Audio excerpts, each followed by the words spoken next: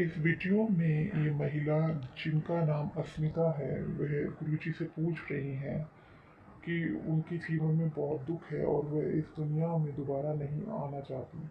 तो इस पर गुरुजी ने क्या जवाब दिया, आइए सुनते हैं। बहुत सारे करियर में, फैमिली में, पर्सनल लाइफ में। देखो, परेशानियों का नाम ही जीवन है। आपने देखा होगा हॉस्पिटल में जब कोई बीमार पड़ता है ना और वेंटिलेटर पे होता है तो वहाँ एक मशीन होती है, उसमें लाइन यूं यूं चलती है, ऐसी चलती है ना, और लाइन सीधी हो गई मतलब मर गए, डेथ, मर गया। जब तक टेढ़ी लाइनें हैं, जब तक उतार चढ़ाव है, तब तक ही जीवन है। सीधा हुआ तो मर जाएगा आदमी। तो आपके जीवन में ये उतार चढ़ाव जो है, स्ट्रगल जो आप कर रहे हैं, करते रहिए। यहाँ जितने लोग बैठे हैं, ये दास अनिरुद्ध सहित, भगवान राम सहित, भगवान कृष्ण सहित, किसके जीवन में स्ट्रगल नहीं था? ये तो अच्छा है कि आप संसार में ना आए, प्रभु के शरण में रहने वाला बार बार जन्म मृत्यु में नहीं उलझता। लेकिन जब तक हो, हंस के रहो, खुश रहो, रो कर नहीं, परेशान होकर नहीं। ये तो चलता रहेगा, परेशानियां तो आएंगी जाएंगी, लेकिन उन परेशानियों के बाद भी आपको हैप्पी रहना चाहिए, खुश रहना चाहिए। यही जीवन है बेटा। इस संसार में ऐसा कौन है, एक को पकड़ के लाओ जिसके जीवन में दुख ना हो। बस किसी के जीवन में ज्यादा है, किसी के में थोड़ा सा कम है। कोई बता पाता है, कोई नहीं बता पाता। फिर वह गुरुजी से पूछती हैं कि उन्हें ऐसा लगता है कि बाकी लोग सुखी जीवन व्यतीत कर रहे हैं, जबकि उनके साथ ऐसा नहीं है। मतलब मैं बहुत कुछ करियर वाइज करना चाहती हूँ, वो हो नहीं रहा। ये दुख है।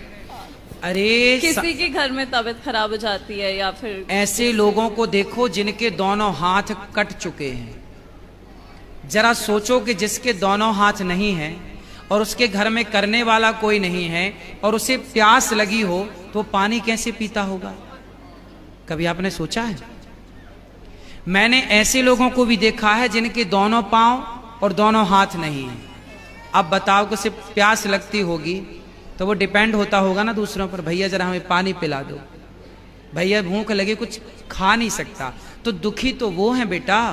तुम अपने हाथ से खा रही हो, तुम अपने पांव पे चल रही हो, तुम अपनी आंखों से देख रही हो, तुम अपने कानों से सुन रही हो, तुम अपने मुंह से बोल रही हो। आपके जैसा सुखी संसार में कोई नहीं है। दुखी तो वो है जो एक शब्द भी नहीं बोल पा रहे हैं, बेचारे गूंगे हैं। दुखी तो वो है जो एक कदम भी नहीं चल पा रहे हैं, बेचारे लंगड़े हैं। दुखी तो वो हैं जो एक शब्द भी नहीं सुन पा रहे हैं, बेचारे बहरे हैं। क्यों नहीं हम उन लोगों को देखते? हम क्यों अपने को ही हल्का मानते हैं? क्यों हम अपने को छोटा कहते हैं? ईश्वर ने हमें बहुत बड़ा बनाया है बेटा। पॉजिटिव क्यों नहीं सोचना? अच्छा भी तो एक एंगल हो सकता है, ये भी एक पहलू है आपके नजरिए का। इसलिए आप ये कहते हैं कि मैं बहुत दुखी हूं। नहीं, आप इस संसार में सबसे सुखी हैं।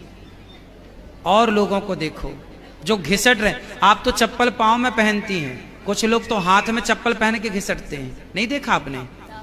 फिर आप कितने सुखी हैं। ईश्वर का धन्यवाद दीजिए कि विधाता आपने हमें इतना सुख दिया है, उसके लिए थैंक यू। ठीक है, थैंक यू। आप बताओ कि आप सुखी हो कि दुखी हो?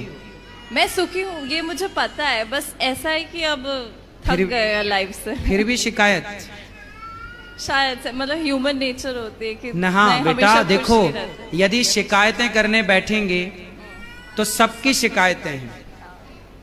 लेकिन माता सीता को जंगल जब जाना पड़ा, राम जी ने जंगल भेज दिया, लव कुश को पैदा किया अकेले। स्ट्रगल देखिए, लकड़ी काटी तो किसी ने सीता माँ से कहा कि अब बताओ, तुम्हें राम जैसा पति चाहिए जिसने तुम्हें गर्भावस्था में वनवास भेज दिया? किसी नारी को क्या ऐसा पति चाहिए कि उसका पति गर्भवती स्त्री को घर से निकाल दे? तब सीता माँ ने कहा, बहन जब जब मेरा जन्म हो तब तब मुझे राम ही पति के रूप में प्राप्त हो। लोगों ने कहा कि तुम्हारा इतना कष्ट देने वाला राम तुम फिर से पति रूप में चाहती हो?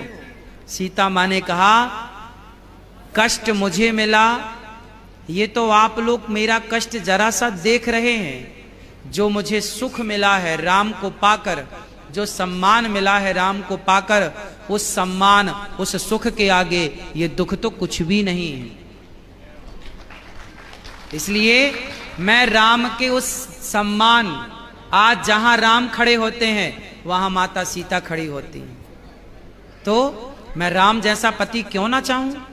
मुझे जरा सा दुख मिल गया तो क्या मैं उस जरा से दुख के कारण अपने राम को छोड़ दूं? ना बेटा, जिस राम ने हमें इतना सुख दिया